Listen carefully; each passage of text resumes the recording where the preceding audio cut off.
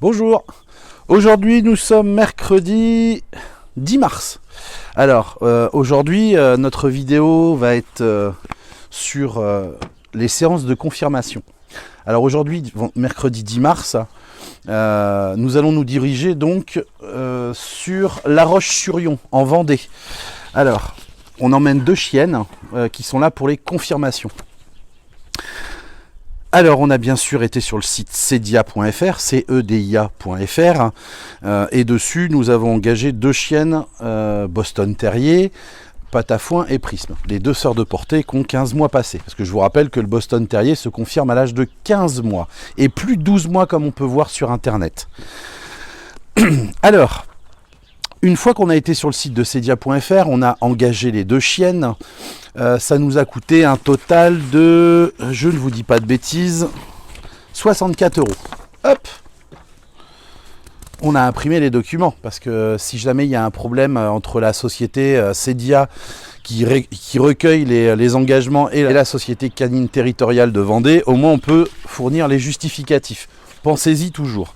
On a bien sûr, vous voyez, c'est les cartes d'engagement hein, avec les deux noms des chiennes, etc., les informations.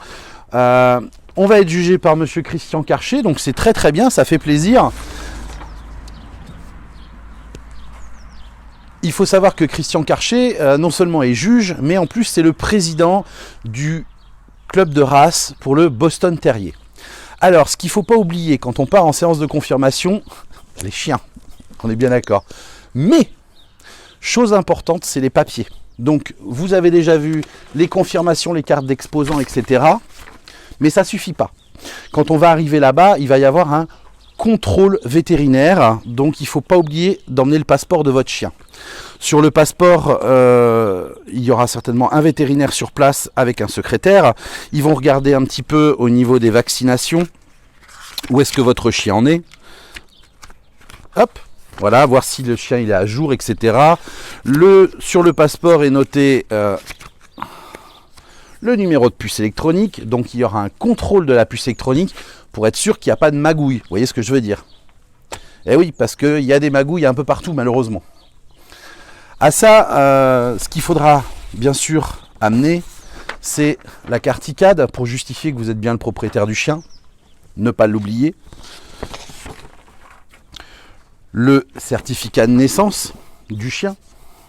Hop. Et le petit formulaire de demande de confirmation. Alors n'oubliez pas une chose, il faut le pré-remplir. Toute la partie avec vos noms, prénoms, code postal, ville, numéro de téléphone, mail, la race, le numéro de l'offre, le nom du chien, la date de naissance, le sexe, suivant la race, la nature du poil, les couleurs de la robe, et le transpondeur et le signer. Et bien sûr, j'accepte que mes coordonnées soient publiées sur les sites de la Société Centrale Canine. Voilà, faut pas oublier de le remplir, ça fait gagner du temps aux gens. Vous, ça va vous prendre 1 minute, et au moins, voilà, comme ça on est tranquille. Voilà, tout simplement. Donc là, vous voyez d'ailleurs mon délit, hein, c'est un BMW X5. Avant, j'avais une classe B200 CDI. Ce que j'aimais beaucoup avec ces types de véhicules, vous voyez, c'est qu'on peut mettre des caisses comme ça. Donc, ce sont des Fairplace Atlas 100. Hein, ce sont des cages de transport qui sont homologuées. Très important. Au fond, je mets toujours des draps ou quelque chose comme ça parce que quand on les achète, il y a une espèce de grande plaque rectangulaire en plastique qui est fait pour séparer si jamais il y a un pipi, vous voyez, que le chien soit tranquille. Alors moi j'emmène toujours comme ça avec des draps dedans en lin et puis j'en ai toujours en stock en plus avec tout le nécessaire pour nettoyer, désinfecter, etc. Voilà.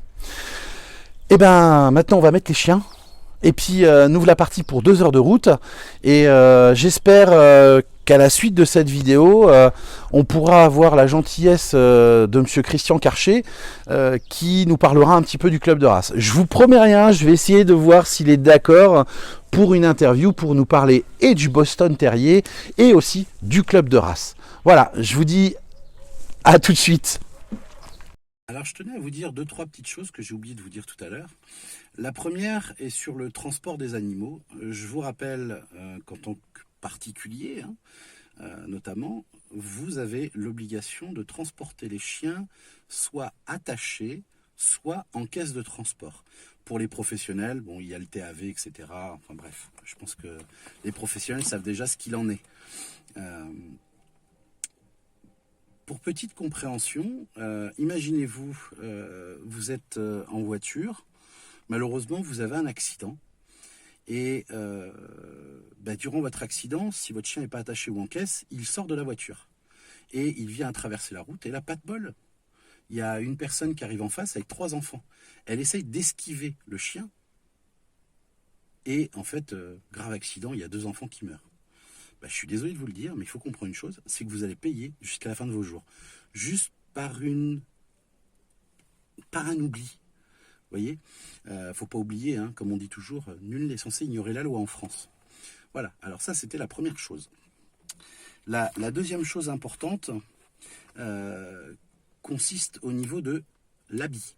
Je vous rappelle, quand vous allez en exposition canine ou même en séance de confirmation, vous vous retrouvez à avoir un juge en face de vous qui est bien habillé. Alors s'il vous plaît, faites de même. Les shorts, t-shirts, claquettes, c'est quand même pas terrible. C'est pas très respectueux vis-à-vis de ces gens. Voilà, donc 2 petites choses importantes. Je vais vous mettre en descriptif la loi, si je la retrouve, hein, par rapport au transport d'animaux. Et je vous invite à regarder, hop, derrière, vous allez voir comment ça donne. Vous voyez? Eh bien c'est tout simple. C'est parce que ça coûte. Vaut mieux acheter une caisse à 150 ou 200 € et être tranquille, plutôt que de payer jusqu'à la fin de ses jours. Allez, à tout de suite. On se retrouve directement à l'école des établières. Donc voilà, nous sommes arrivés à la séance de confirmation. Il y a le secrétariat là. Hop. Donc là, c'est un propriétaire de chien qui est là. Là aussi. On a monsieur Christian Karcher qui est ici, le président du club de race. Là-bas, donc, c'est tout un ensemble d'élèves, en fait, parce qu'on est au lycée des Établières. Et vous avez madame Sylvie de Cerne, hop, qui est de dos, et qui donc va regarder le chien dans son ensemble pour dire si le chien est apte ou pas à la confirmation. Donc c'est un moment qui est assez sympa. Et la particularité de Christian et Sylvie, c'est qu'en même temps, ils donnent des cours à l'école, au lycée des Établières. Voilà. Voilà un peu comment ça se passe.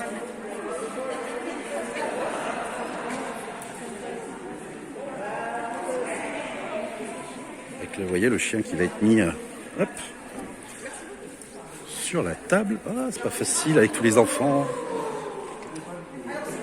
Voilà. Donc Madame de Cerne qui explique donc un petit peu la race, qui explique aux enfants et qui va décrire en fait la race en détail. Voilà. Et donc après, elle dira en fonction du chien s'il a des défauts majeurs qui peuvent l'empêcher d'être confirmé ou pas. Voilà, c'est assez simple. C'est typique de chaque chat. Ça, c'est un chien qui va à la chasse. Voilà, ils ont tendance à juste partir derrière les outils. Alors, les maîtres, des fois, ils mettent une veste par terre et le chien revient à cet endroit, il est retourné. Et c'est des chiens que... Enfin, moi, j'en avais offert à ma soeur, mais le problème, c'est un chien, s'il ne chasse pas, il est malheureux. Donc, il va retourner. Il chassait un peu une douce. C'était pas terrible. Donc on voit quand même que les juges sont des gens quand même qui ont un certain contact avec les animaux. Ils sont obligés, il y a un certain feeling comme on dit, ce qui permet en fait, et en même temps avec des connaissances, ce qui leur permet de pouvoir manipuler les chiens assez facilement sans avoir d'accident. Alors bon, il faut quand même penser à une chose aussi, c'est qu'il faut avoir des chiens sociables. C'est très important.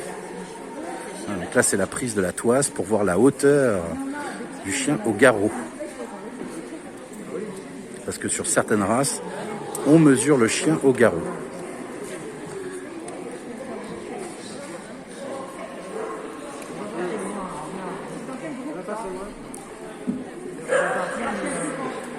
Bon, comme vous pouvez voir, hein, c'est assez convivial. Hein. Il n'y a pas l'aspect compétition comme en expo canine où des fois c'est un petit peu tendu entre les éleveurs, les propriétaires et tout. Parce que tout le monde veut gagner. Et voilà. Là c'est beaucoup plus convivial, il n'y a pas de prise de tête, il n'y a pas d'enjeu important. C'est bien sûr la confirmation, mais il n'y a pas de prise de tête. Voilà. Voilà, donc nous sommes enfin rentrés. Ça s'est très bien passé. On s'y attendait quand même. Donc, Patafoin et Prisme sont confirmés.